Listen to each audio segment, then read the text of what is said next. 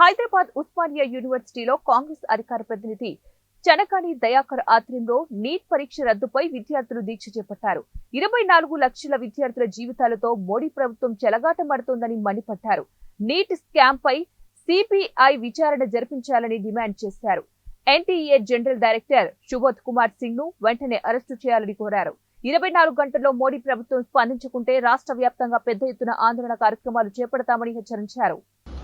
24 లక్షల మంది విద్యార్థులు మోడీ ప్రభుత్వ హయాంలో తీవ్రమైన ఇబ్బందులై వాళ్ళ జీవితాలే ప్రశ్నార్థకంగా మారినటువంటి సందర్భంలో ఇవాళ వరుస లీకేజీలతోని ప్యాకేజీలతోని మొత్తం కూడా బీజేపీ ప్రభుత్వం విద్యార్థుల జీవితాలతో చెలగాటమాడుతూ ఉంది. కాంగ్రెస్ పార్టీ ఈరోజు నీటిని రద్దు చేసి ఎన్టీఏ డైరెక్టర్ని తొలగించి సిబిఐతో విచారణ జరిపిస్తే తప్ప నీట్ పేపర్ లీకేజీలో మరింత విషయాలు బయటకు వచ్చే అవకాశం ఉంటుంది. కాబట్టి నిజంగా బీజేపీ ప్రభుత్వానికి కేంద్ర ప్రభుత్వానికి ఏమైనా చిత్తశుద్ధి ఉంటే సిబిఐతో విచారణ జరిపించి తక్షణం నీటి పేపర్ని రద్దు చేయాలని కూడా ఈ సందర్భంగా గుర్తు చేస్తా ఉన్నాం.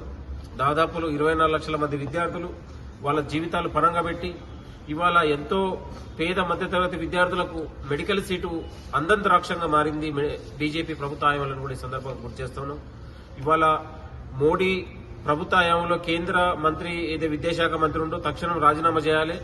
మోడీ కూడా ఈ దేశం ఉన్నటువంటి 24 లక్షల మంది విద్యార్థి లోకానికి క్షమాపణ చెప్పాలని కూడా కాంగ్రెస్ పార్టీ డిమాండ్ చేస్తా ఉంది. చాలా సిగ్గుపడతా ఉన్నాం. ప్రజాస్వామ్య భారతదేశంలో